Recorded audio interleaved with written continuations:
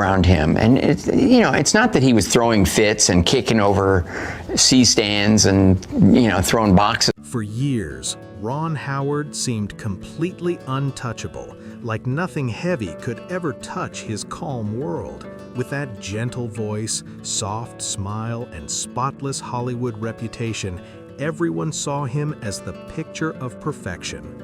But behind that steady image, Ron was carrying a weight no one saw coming. He kept it quiet for years, but when he finally spoke out, the truth hit hard. What he revealed wasn't easy or lighthearted.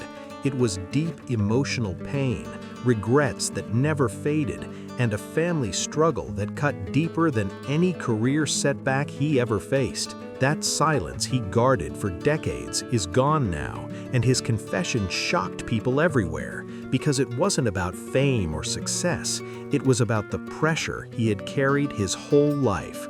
Ronald William Howard, born March 1, 1954 in Duncan, Oklahoma, didn't just step into the spotlight, he was thrown into it before he could even understand what fame really meant. His parents, actor Rance Howard and actress Jean Spiegel Howard, raised him in a home where creativity collided with strict discipline and dreams were mixed with the weight of responsibility. His early years weren't calm or carefree. They came with expectations, rehearsals, and constant adult-level pressure while other kids were just out playing. Ron was already being molded into a performer before he could even form full memories. At just 18 months old, he appeared in Frontier Woman. That single moment quietly set his entire life on a path he didn't get to choose. Even decades later, that early start kept echoing through Ron Howard's life like a shadow that never faded. When the family packed up and moved to California in the late 1950s, chasing those new TV opportunities, Ron's world stopped looking anything like a normal childhood. Dinner tables were covered with scripts instead of toys, and family time often turned into rehearsal time. His dad was juggling military responsibilities with acting work, while little Ron, still losing baby teeth, was memorizing lines instead of just playing around like other kids. Years later, Ron described that chapter of his life as a golden cage, safe but deeply lonely. He was surrounded by cameras and adults who expected perfection, yet he never really had the freedom to just be a kid. Everything changed again on October 3, 1960, when The Andy Griffith Show premiered. At only 6 years old, Ron became Opie Taylor, America's favorite symbol of innocence. Suddenly, the whole country felt like it owned him, cheering for this little boy on screen without realizing how heavy that spotlight really was. Behind the bright smiles and warm scenes, Ron was actually a quiet kid doing homework in a small back room near Stage 40 at Desilu Studios. He could hear other children laughing and running outside while he studied lines under fluorescent lights. His dad tried his best to protect him, constantly fighting for his well-being, pushing back on scripts that didn't fit, and teaching him one powerful rule: never act cute, only act honest. That simple line became Ron's lifelong foundation for truth in performance. But no lesson could completely protect him from the emotional toll of being everyone's child star while never really belonging to himself. Those pressures didn't just disappear, they quietly stacked up year after year. And even now, Ron admits those early emotional scars never fully healed. They followed him into adulthood, quietly affecting the personal parts of his life that everyone thought were unshakable. What people didn't see was how deeply that pressure cut into Ron Howard's life. When The Andy Griffith Show wrapped up in April 1968, Ron was only 14, but inside he felt way older and completely drained. For 8 long seasons, he had lived inside a make-believe town surrounded by caring adults, yet he was locked out of the wild, carefree teenage life that most kids got to enjoy without thinking twice. His schooling was all over the place, split between real classrooms in Burbank and quick tutoring sessions squeezed into corners at Desilu Studios. He learned math while stagehands rolled heavy equipment right past his desk, and instead of eating lunch with friends his own age, he sat with Andy Griffith, Don Knott, and crew members who were decades older. Those little things quietly showed the emotional cost of growing up on set. That cost appeared early, way back in 1962, while filming The Music Man. Ron was just 8 years old and completely nervous about a dance routine he couldn't quite get right. He leaned over to Shirley Jones and whispered, "I can't do it." She comforted him and helped calm his nerves, while the production team found clever ways to hide his mistakes by filming him from the knees up. The audience loved his shy charm, never realizing that behind that sweet smile was a scared little boy trying his best to keep it together. Those hidden worries never really left him. They shaped a young man who learned how to act confident even when he didn't feel that way inside. Every smile, every scene, it all came from someone who had learned early on how to mask his anxiety with perfection. Then came Happy Days in 1974. Ron was 19 when he walked into Gary Marshall's office, not knowing that he was about to step right into another role that would define him all over again. Once again, the spotlight was waiting, and this time it wasn't planning to let him go. As Richie Cunningham, Ron became the picture-perfect boy next door, clean-cut, polite, and always dependable. The audience adored him, but behind the scenes, Ron was feeling trapped. By 1977, at just 23 years old, he was still playing a high school kid, while the world outside was changing fast. News was filled with chaos and cultural shifts. Young people were questioning everything, but Richie stayed frozen in a perfect, outdated bubble that never changed. Ron grew frustrated. He even wrote a memo to ABC asking for just one episode that would touch on the real issues of the time, something that showed the world beyond that perfect little town. But his request was turned down, and that quiet rejection hit him hard. He felt unseen, stuck playing a character who couldn't grow up, while inside he was desperate to evolve and be taken seriously. The pressure of being permanently typecast started to feel suffocating. That's when a powerful thought hit him. If he ever wanted to find his real self again, he'd have to walk away from acting completely. Directing wasn't just a career move for him, it was a way out, a path toward creative freedom. That escape route finally opened up in 1977 when filmmaker Roger Corman gave him an offer that felt like a lifeline. Star in Eat My Dust, and in return, he could direct his own movie. He didn't say yes to chase fame, he said yes to take back control of his life. That bold decision led to Grand Theft Auto, a wild car chase comedy that Ron co-wrote with his father, Rance Howard. They made it on a $602,000 budget, wrecked around 70 cars for real on camera, and the movie ended up earning a massive $15 million. For the first time ever, Ron felt true creative control, something acting had never given him. Ron Howard's drive didn't slow down for a second. He jumped from one major project to the next. Night Shift in 1982, Splash in 1984, then Cocoon, Willow, and Parenthood. Each success pushed his name higher in Hollywood, but with every hit came more weight on his shoulders. By the early 1990s, Ron was no longer the kid from Mayberry. He had become one of the industry's most trusted directors, someone everyone expected to deliver perfection every single time.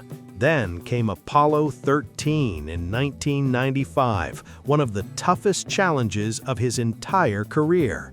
Determined to honor the real astronauts and tell their story right, Ron refused to take the easy route.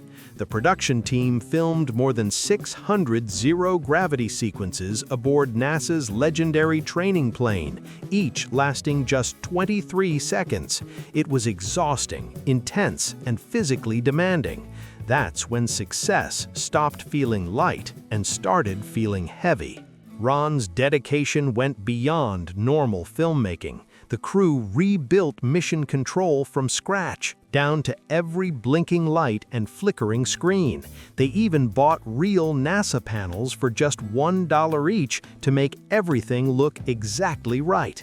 Every button, every switch, every word in those flight calls had to be completely authentic. Ron pushed himself beyond reasonable limits, working 18-hour days for 90 straight days with almost no rest, determined not to simplify the science or cut any corners. But the human body has limits, and eventually Ron's gave out. One morning, he suddenly collapsed on set from severe exhaustion and dehydration with dangerously high blood pressure. Production had to stop for 36 hours while he recovered. When he came back, still shaken but just as focused, he found his entire crew wearing shirts that said "Mission Control." Behind that calm smile and steady voice, Ron Howard knew a hard truth. He had pushed himself too far. Somewhere along the way, his drive for perfection had crossed the line, turning into something that could break him without him even noticing. That moment of realization stuck with him for years, not just because of how it affected his health, but because of what it quietly took from the people who mattered most to him. The regret from that time never truly faded. It stayed heavy and real. Despite all the awards and accomplishments, nothing hit Ron harder than what happened back in 1991. On paper, that year should have been pure happiness. His daughter Jocelyn had just been born, his career was soaring, and he had the kind of creative freedom most directors only dream about. But then, Universal Pictures scheduled a massive 6-month shoot in Ireland for Far and Away, and Ron made a decision that would haunt him for decades. He left. While he was overseas, Cheryl stayed home, caring for their newborn twins and young Bryce Dallas Howard all by herself. Meanwhile, Ron was across the world dealing with endless rewrites, harsh weather, stressful shooting schedules, and studio pressure that never let up. When he finally came home, the impact hit him harder than anything he'd ever faced. His baby daughter Jocelyn didn't recognize him. Bryce barely reacted, and Cheryl was completely drained, emotionally and physically, in ways words couldn't describe. Years later, in 2025, Ron opened up about that painful moment and admitted that it broke something inside him. That's when he finally understood that no amount of success or recognition could ever make up for losing connection with his family. In 2005, while working on reshoots for Cinderella Man, Ron found himself slipping right back into the same exhausting pattern. Long nights, endless decisions, and more missed family moments. The late calls, the travel, the pressure, it all came rushing back. When he finally came home, he realized his kids had grown older without him noticing, and his wife Cheryl once again carried everything with quiet strength and patience. Later, Ron admitted that this second relapse forced him to face something he'd been avoiding his whole life, the deep-rooted belief that he always had to say yes, always had to push harder, and always had to prove he truly belonged in Hollywood. That mindset had been driving him since childhood, and it had cost him precious time. It wasn't until 2025, during his and Cheryl's 50th anniversary, that Ron finally found the words to admit what had been weighing on him for decades. He celebrated the milestone by donating a bench to John Burroughs High School, the very place where he first met Cheryl as a teenager. During the dedication, he finally said it out loud, clear and raw. He admitted he would give up every award, every box office hit, every standing ovation if it meant getting back all the time he had lost with his children. Those missed weeks and months were moments no success could ever replace. It was one of the most heartfelt confessions of his career, proof that behind all the fame, the heart of Ron Howard was still that same family man who longed for balance and connection. But even after all that reflection, the hardest chapter of his story was still ahead, the one he could neither plan, fix, nor direct. It involved someone who had been with him since the very beginning, his brother, Clint Howard. Before fame, before directing, before marriage, there was Clint, the younger brother who had walked the same unpredictable Hollywood path. To the public, Clint was the lovable, eccentric actor popping up in everything from Star Trek to Apollo 13. But to Ron, Clint was much more than that. He was the only person who truly understood what it meant to grow up inside a showbiz machine that rarely stopped to ask how you were really doing, as long as the cameras kept rolling. Ron and Clint Howard grew up side by side on nearby sets, crossing paths in studio hallways tangled with cables and lit by the harsh glow of production lights. They were earning paychecks before they even understood what money meant, performing before they had any real idea of who they truly were. In a world that demanded them to grow up way too fast, Clint became living proof that Ron wasn't alone in the chaos. They weren't just brothers, they were co-workers, teammates, and quiet survivors of a childhood that few outsiders could ever fully understand. But when adulthood hit, it hit Clint hard. During the 1980s, while Ron's directing career was taking off like a rocket, Clint began to struggle deeply.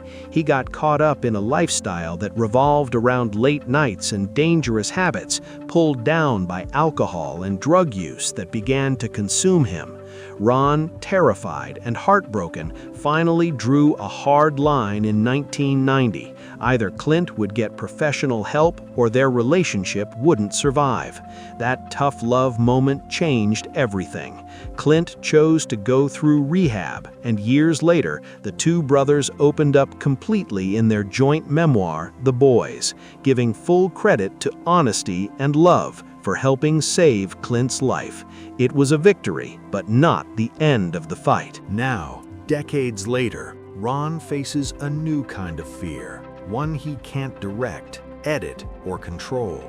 Clint is battling a serious health condition, one that Ron has described as both debilitating and life-altering. The family has chosen to keep the exact details private, but Ron's tone says it all. This isn't just another illness, it's the kind that changes everything about a family's rhythm. For the first time in his life, Ron Howard feels completely powerless. He can't shout "cut" and fix the scene. He can't rewrite the ending. He can't protect the brother who once helped him survive the crushing loneliness of childhood fame. And that truth hits harder than any bad review or box office flop ever could. Ron has said he's not scared of failure anymore. Not of critics, not of numbers. What truly scares him now is losing the one person who's walked beside him through every single chapter of his life, his brother, Clint. That honest confession cracked through the calm image Ron had spent a lifetime maintaining. As Clint's health struggles worsened, Ron was forced to face something he'd spent decades burying under his professionalism, his discipline, and that steady composure everyone admired. The man who spent over 50 years directing stories about human strength suddenly had to confront his own vulnerability. And this time, there was no camera to hide behind. In recent interviews, Ron shared that this chapter of his life has shaken him more than any Hollywood setback. Not EDTV, not Solo, a Star Wars story, not even the intense pressure of Apollo 13.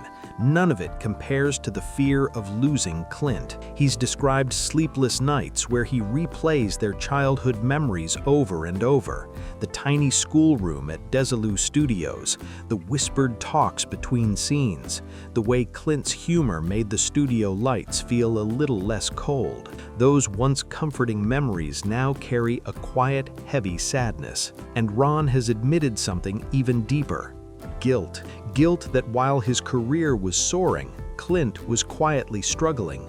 Guilt that he missed the signs, that he couldn't protect his brother sooner. This new reality has completely reshaped Ron's priorities. He stepped back from long productions, turned down projects that would keep him away from home for months, and even slowed his involvement at Imagine Entertainment. The studio Ron Howard co-founded back in 1985 now runs mostly on its own, so he can finally stay close to the people who matter most. These days, his life isn't ruled by call sheets, deadlines, or endless meetings. It's ruled by something much more meaningful: time, family, and the quiet hope that he still has plenty of precious moments left with the brother who's been there since the very beginning.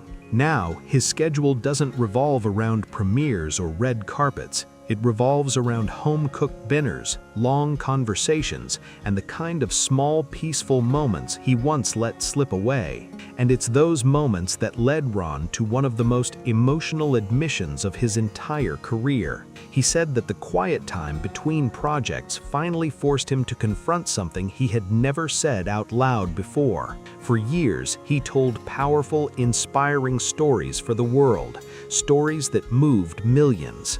But somewhere along the line, he stopped telling his own story, and that realization hit him harder than any award speech ever could.